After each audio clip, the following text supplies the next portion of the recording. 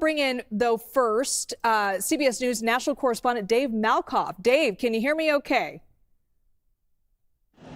Yes, I can. And we're standing in the disaster zone right here in Asheville. And then what can you tell us about this, the reaction from the folks in North Carolina? You know, the president saying he's going to issue an executive order to potentially get rid of FEMA. Can you tell us a little bit about what FEMA has been able to do for the people in that state and the people that are still waiting for aid? I mean, how much are people who have lost their homes, how much are they relying on this funding? Well, we've heard some people who have had a lot of success with the FEMA buyout program, where they buy out the houses that can no longer be built on the area because there's been mudslides or there's been other issues where they can't build a house again, so their house is wiped off the map. But other people are very frustrated with FEMA. We've got some Trump supporters right here. This is Mark and Leslie, and you guys point to where your house is. We're just up the hill. There's a pink house on the top of the hill, and we're right behind that house. So you are very close to this disaster. Now, you were standing out here, so you didn't hear what President Trump just said seconds ago, but I'll relay it to you. He said that he may be signing an executive order to get rid of FEMA altogether. What do you think about that? You know, that's really difficult to say. I don't have any information about that. I think what I appreciate is him coming and shining a light on North Carolina again. We are still in a disaster area. We still need support, whether it's governmental support, whether it's nonprofits, non-governmental organizations. We just need the support and the help. This is around a $60 billion disaster here. Is that something that the state could support, or is that something the federal government would need to support as well? I personally don't think either of the state or the federal government can afford to support that. That's why we appreciate so much the nonprofits like Samaritan's Purse, the Franklin Graham's organization, the kitchens that have come in, the World Kitchen. World Central Kitchen, yes, Jose Andres. Yes, and they came in and they took over our favorite barbecue place, Bear's Barbecue, and served over 100,000 meals from the disaster to about 2 weeks ago when they folded up shop. Anyways, it's that kind of stuff, the sweat equity of the community, that is making the real difference here in terms of rebuilding what we have. Our federal government's way too much debt they're holding right now, and anything they can do to streamline themselves and be more effective with the monies they have, we would appreciate it, whether it's the state or the federal government. Some people that I've talked to this week, and I've been out here all week, have said that in some ways, since it's been 115 days or more since the hurricane, and so much has happened. We've had a presidential election, we've had terrorist attacks, we've had the fires in California. So much has happened in there. Is it hard to keep a focus on this disaster when so much is going on in the world right now? I think certainly nationally and maybe internationally, that's true. I mean, our hearts are breaking over what's happening in California with the fires. I think that's why we're talking about, yes, we want outside help. We can't depend on that completely. We really need tourists. We need tourists to come back. Please come back to our beautiful community. But we are working together and supporting each other. We'll take outside support, of course, as well, but we can't depend on that. And it's good to note that Western North Carolina doesn't just look like this. No. There are places that were untouched by the hurricane, but there is an area bigger than Rhode Island that can never be built on again because of the geologic landslide issues. Do you think that this is a fundamental change for this area? Or are you kind of on a different trajectory from now? Well, I've not lived here through the last two big floods, one going back to 1918.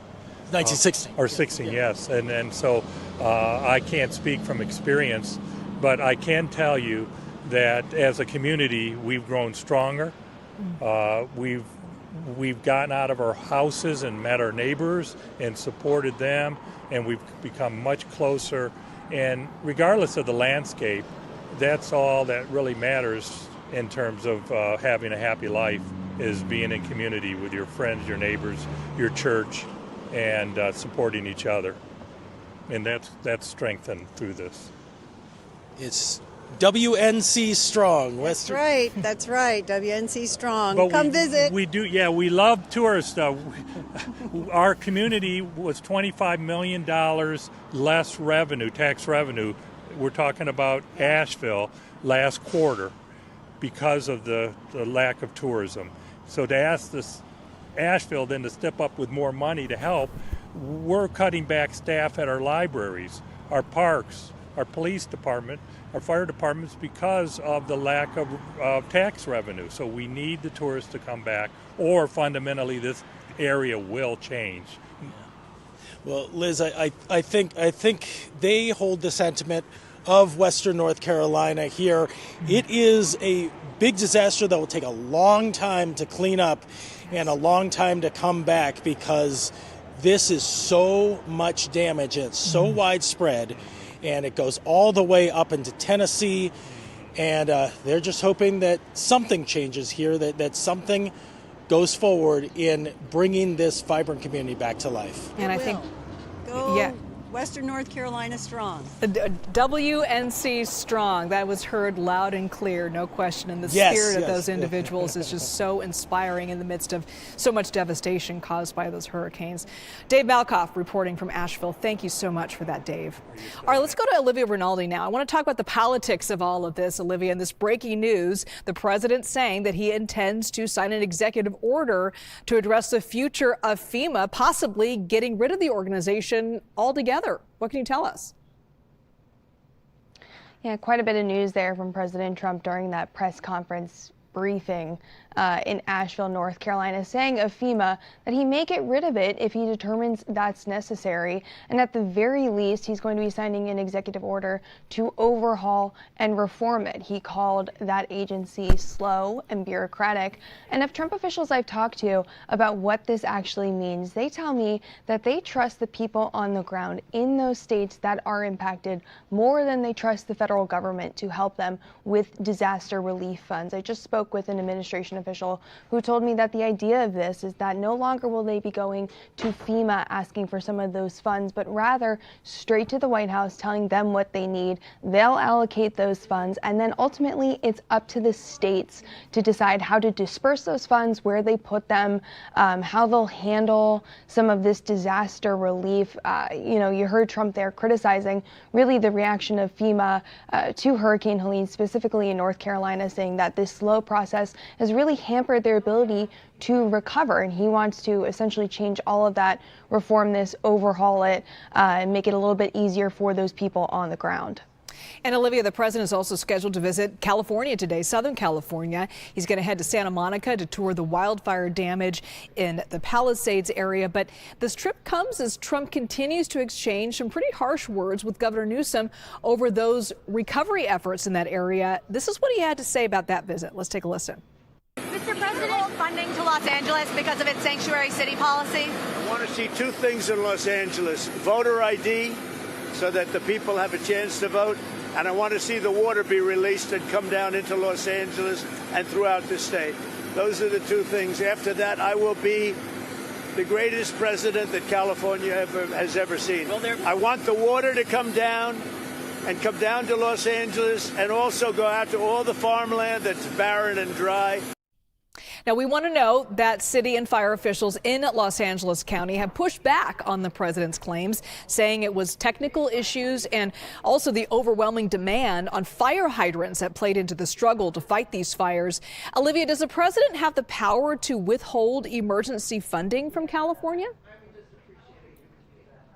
Yeah, it's a good question, Liz. A lot of FEMA's budget is actually allocated by Congress. So think of it in two senses. There is the operational budget that they have, but there's the disaster relief fund. Now that fund, it's kind of like a checkbook. You know, these disasters happen, and then the governors of these states or local officials then reach out to the federal government, particularly the White House, and ask them for some of that reimbursement in cleaning up debris, rebuilding roads, some of the firefighter overtime costs, all of these sorts of things that go into disaster relief, they then reach out to. So in that aspect, some of the funds that have been allocated through FEMA's disaster relief fund that was approved by the White House, he could have some control over, but that budget's ultimately set by Congress. So important to note there. Obviously, he's putting some conditions on that aid. So we'll have to see later today upon these meetings and briefings that he's having in California whether or not he'll be making any announcements saying you have to have some restrictions on voter ID or release some of that water from Northern California in order for